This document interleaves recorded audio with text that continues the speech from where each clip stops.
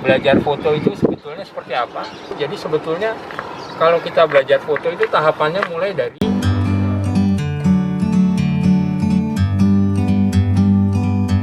like a bird on a tree.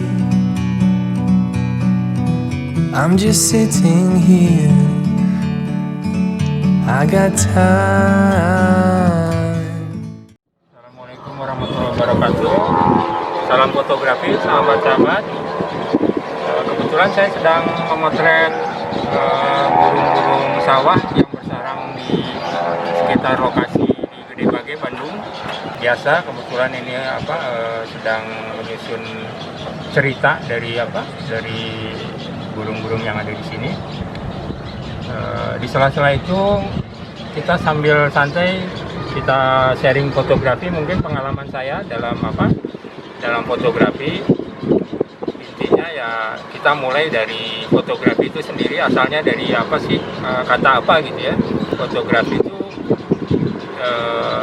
dua kata sebetulnya, fotos dan grafos ya. Jadi foto itu cahaya, grafos itu menulis atau melukis kan. Jadi intinya fotografi itu kan media dua dimensi hasilnya, bentuk seni visual art ya. Jadi dia seperti juga lukisan atau ini dua dimensi ya. Jadi untuk memanjakan mata intinya seperti itu. Jadi sama seperti pelukis, kita dituntut untuk lihai atau pandai memanfaatkan tadi cahaya sebagai koas kita ya. Sementara kamera sebagai tool atau alat untuk melukis itu,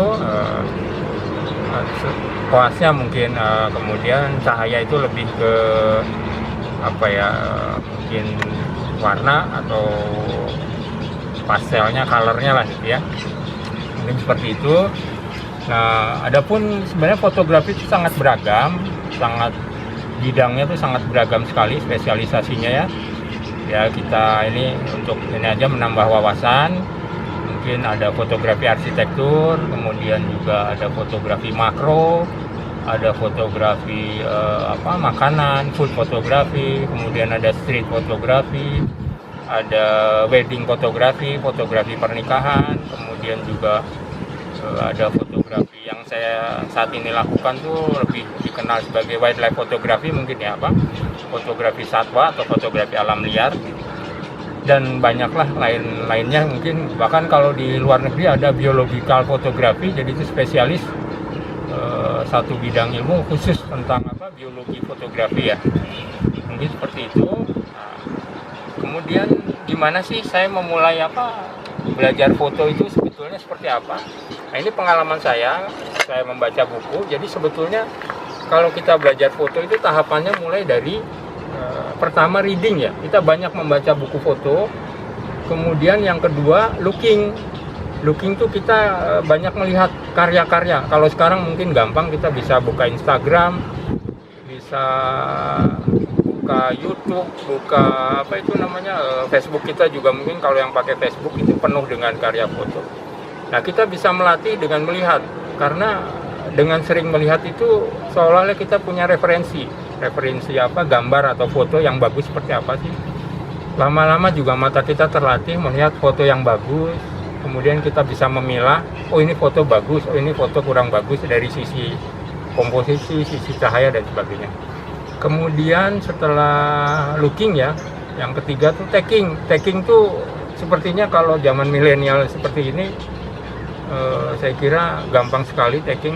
Selfie juga itu taking, kita makan bakso kita foto itu taking. Jadi saat ini sebenarnya sangat-sangat dimanjakan lah fotografi ya, kalau boleh dibilang.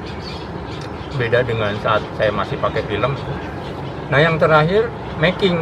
Nah, kalau making itu mungkin sudah di atas taking, artinya tadi yang kita baca reading, kemudian kita juga pernah melihat, kemudian kita pernah taking, kayaknya kurang bagus nih foto saya. Nah, kita making, kita buat, kita sutradarai lah kalau istilah di film tuh.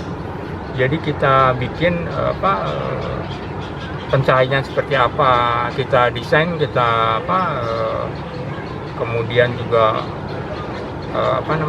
propertinya apa ketika saya motret, misalnya backgroundnya mau putih, pakai kertas putih atau pakai kardus atau pakai kain.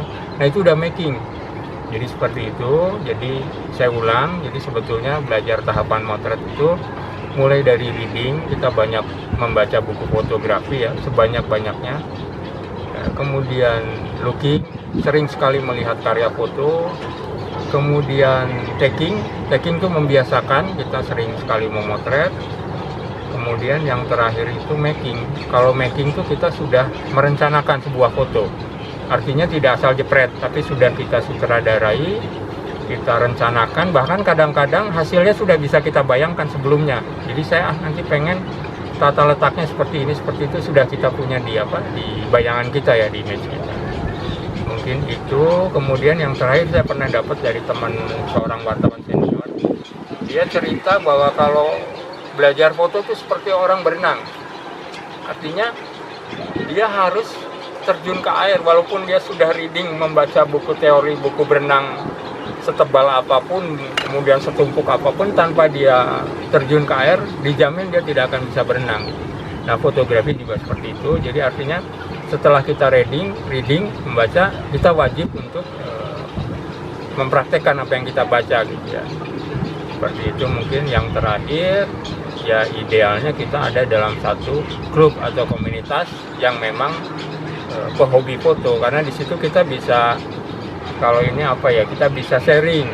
Jadi kita bisa melihat karya teman kita, kemudian juga kita bisa dikritik. Jangan istilahnya kita tidak mau dikritik.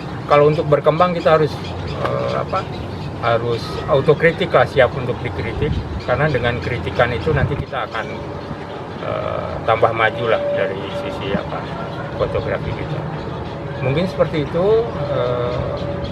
Mungkin nanti di selanjutnya kita bahas satu persatu, mulai dari kamera, kemudian lensa, kemudian pencahayaan, dan seterusnya. Mungkin untuk pengenalan saya cukupkan seperti itu.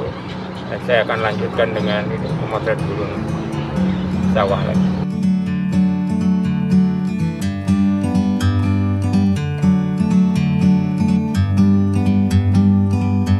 Like a bird on a tree, I'm just sitting here. I got time, it's clear to see. From up here, the world seems small. We can sit together. It's so beautiful, you and me. We meant to be in the great outdoors.